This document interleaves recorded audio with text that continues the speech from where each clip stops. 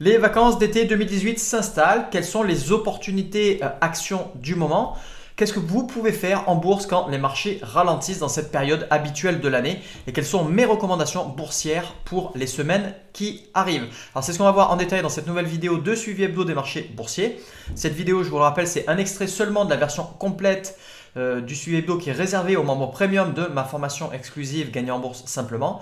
On va d'abord voir comme d'habitude la tendance des marchés actions européens et américains et ensuite on va voir un échantillon des opportunités de la 27e semaine de 2018 qui a démarré donc le lundi 2 juillet qui s'est terminé le vendredi 6 juillet.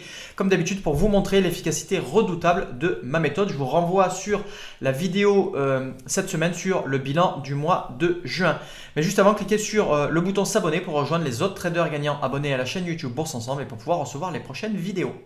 Alors, si vous êtes déjà en vacances, c'est parfait, vous ne ratez pas grand-chose actuellement. On a eu une baisse sur les marchés britanniques et une hausse partout ailleurs. Donc une baisse allant de moins 0,26% pour le FTSE 100 à une hausse de plus 2,37% pour le Nasdaq. Donc une hausse assez importante pour le marché américain. En hebdomadaire, on a tous les marchés qui sont en zone verte, sauf le DAX qui est en zone orange. Et prudence aussi sur Euronext, donc pour le reste des marchés européens. Pourquoi? Parce qu'on a notre indice de référence du CAC 40 qui est très proche de la zone orange, donc à considérer comme la zone orange et donc sans réelle tendance pour prendre moins de risques. On a eu aussi une grosse chute des volumes cette semaine sur l'ensemble des marchés, tout à fait normal, c'était attendu, c'était à prévoir. Les vacances d'été commencent. Je vous invite d'ailleurs à voir ma vidéo cette semaine sur YouTube que j'ai publiée pour bien vous préparer avant de partir en vacances. En journalier, on a eu une légère amélioration cette semaine. Je vous rappelle que le 4 juillet était férié aux États-Unis, donc les marchés du Nasdaq et du NYSE étaient fériés. Grosse fête de l'indépendance aux États-Unis comme chaque année le 4 juillet, donc les marchés étaient fermés. On a eu une légère amélioration des marchés. On a eu le NYSE qui était repassé en zone orange le 3 juillet pour retourner en zone verte le 5 juillet en restant toujours très proche de la zone orange. Et on a le marché d'Euronext qui s'est légèrement amélioré à ce moment-là. Alors le Nasdaq pour nos indices de référence en démarrant par les marchés américains sur une échelle de temps hebdomadaire a affiché la plus forte hausse de la semaine, plus 2,37% de hausse. Je vous rappelle que le Nasdaq évoluait au sein d'un canal haussier. On est toujours à l'intérieur de ce canal. On était venu buter sur la partie haute du canal aux alentours des 7845 points. On est reparti à la baisse depuis. On a fait une hausse avec un marabouzou bleu, donc c'est-à-dire pas de mèche basse, pas de mèche haute, pas véritablement d'hésitation sur le sens de la tendance de la semaine avec une forte poussée haussière. Vous voyez donc la chute des volumes. On est quasiment à la moitié des volumes moyens habituels. Sans grande surprise, la plupart des intervenants ont déjà commencé à partir en vacances. Si on regarde en journalier de manière un peu plus précise, alors on voit qu'on s'est rapproché fortement cette semaine de la moyenne mobile à 50 jours, donc de la zone orange, pour potentiellement quitter la tendance haussière et revenir vers une zone sans tendance réelle ni haussière ni baissière. On a fini par rebondir lors de la séance de lundi pour ouvrir la semaine. Vous voyez qu'on n'a que 4 bougies pour cette semaine. Pourquoi? Parce qu'on n'avait pas de bougie pour la séance du mercredi 4 juillet. On est reparti à la hausse là maintenant pour aller chercher de nouveau la résistance aux alentours des 7900 points. Donc on est en zone verte en journalier, zone verte en hebdo. Pour le S&P 500, je vais rebasculer en hebdo. Le S&P 500 qui a affiché une belle hausse aussi pour la semaine, plus 1,52%. Le S&P 500 qui après avoir atteint son plus haut historique fin janvier de cette année évolue au sein d'un triangle symétrique. Donc qui dit triangle symétrique dit une baisse de la volatilité, des oscillations des cours de l'indice et donc une sortie qui va se faire ou bien par le haut ou bien par le bas. On était venu rebuter sur la zone de résistance aux alentours des 2790 points. On s'en rapproche de nouveau. On est au-dessus de la moyenne mobile à 50 semaines, donc en zone verte sans hésitation. De nouveau, chute des volumes avec les vacances estivales. Je bascule en journalier, pas en hebdo. Voilà. Et on retrouve donc les oscillations autour de la moyenne mobile à 50 jours et donc les quelques retours en zone orange, zone verte. Je vous rappelle toujours dans ces cas-là, traiter, même si techniquement on repasse en zone verte, traitez plutôt le cas comme si on a la clôture qui est encore très très proche de la moyenne mobile, traitez le marché plutôt comme étant dans une situation encore plus défavorable, c'est-à-dire plutôt en zone orange. Donc là c'était le cas par exemple à la clôture du lundi 2 juillet, où même si techniquement on était repassé en zone verte, on était encore très très proche de la zone orange. C'était le cas aussi pour la séance du jeudi 5 juillet. Là maintenant on s'en est suffisamment éloigné à la clôture du vendredi. Le marché allemand avec le DAX a une hausse de plus 1,55%. Donc le DAX qui fait du surplace là depuis un petit moment, ou des mouvements assez chaotiques. On est entre les deux moyennes mobiles à 50 semaines et à 200 semaines, donc clairement en zone orange. Donc vigilance sur les prises de position à la hausse en hebdo. Sur les prises de position à la baisse, il n'y a pas de souci. Et si on regarde en journalier, voilà, vous voyez qu'on est bien ancré en zone rouge. Même si on a eu un rebond cette semaine, on est toujours bien en dessous des deux moyennes mobiles. Deux moyennes mobiles qui sont très proches l'une de l'autre, donc une zone orange qui est quasi inexistante. Donc pas de prise de position à la hausse, beaucoup trop dangereux. Vous risqueriez de vous faire entraîner par le bas avec le reste du marché. Par contre, pour les prises de position à la baisse, il n'y a absolument pas de souci. Pour le CAC 40, situation assez similaire, donc une hausse de un petit peu moins d'1%, 0,98%.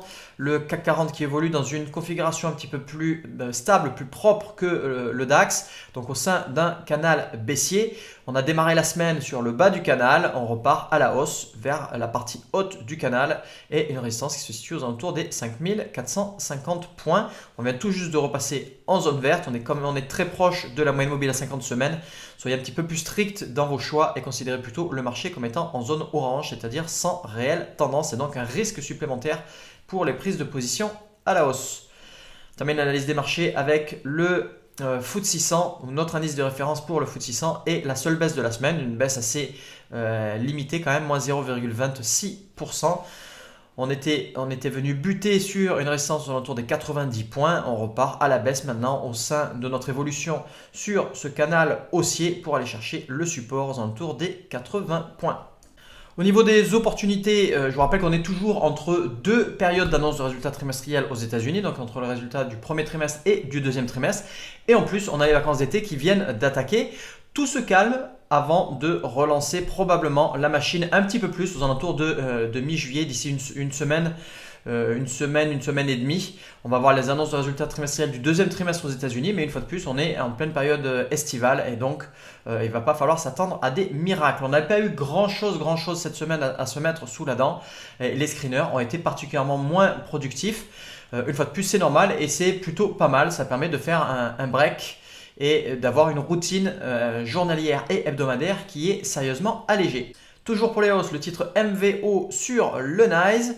Alors un titre qui est sur une belle tendance haussière depuis plusieurs mois.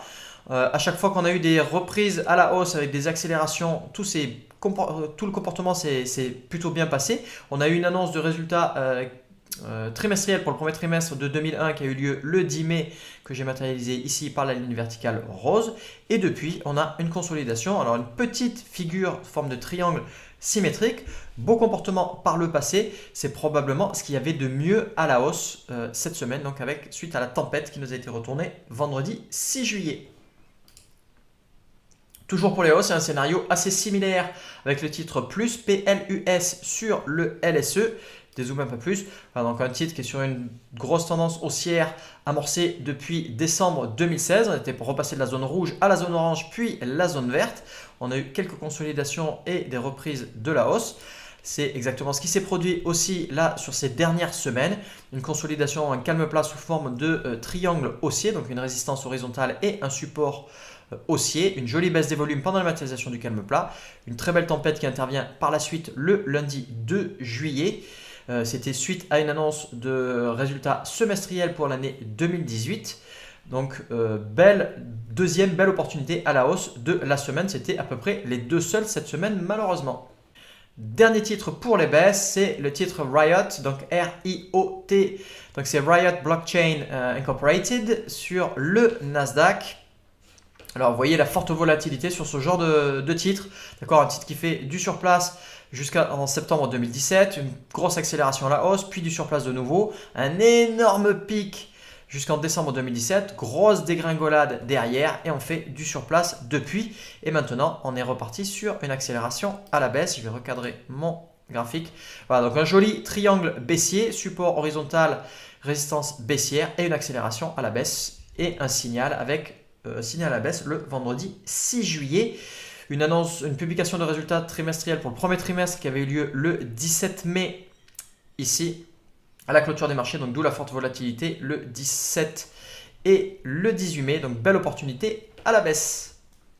Alors pour conclure cette vidéo, profitez justement de cette baisse d'activité actuellement avec la plupart des gros intervenants qui commencent à rentrer, à prendre leurs vacances et à ne plus être actifs sur les marchés financiers. Donc là, on rentre dans les grandes vacances d'été. C'est le moment idéal pour vous de vous reposer, de passer du temps en famille, de vous détendre, de vous ressourcer et d'oublier un petit peu tous ces aspects techniques, ces aspects complexes de la bourse. Donc vous pouvez vous former à la limite pendant que vous êtes en vacances, mais surtout ne sautez pas sur tout ce qui bouge. Il y a moins d'opportunités, tout est beaucoup plus calme. C'est pas la peine d'avoir la gâchette facile et de tirer sur un petit peu tout ce qui passe sous votre nez avec les screeners.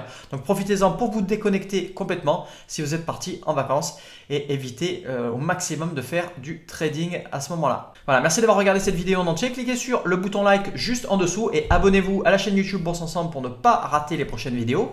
Pour en savoir plus sur ma méthode exclusive gagner en bourse simplement et connaître les autres belles opportunités actuellement, vous pouvez accéder gratuitement à ma formation La Voie rapide en bourse vers l'indépendance financière en cliquant sur la vignette correspondante. Je vous dis à très bientôt sur la chaîne Bourse Ensemble et surtout n'oubliez pas, faites partie des traders qui gagnent tout le temps à la hausse, à la basse et qui savent faire un véritable break quand les marchés ralentissent et qui évitent de tirer sur tout ce qui bouge quand il n'y a pas grand chose à se mettre sous la dent, donc qui savent faire une véritable décompression. Voilà, bye bye.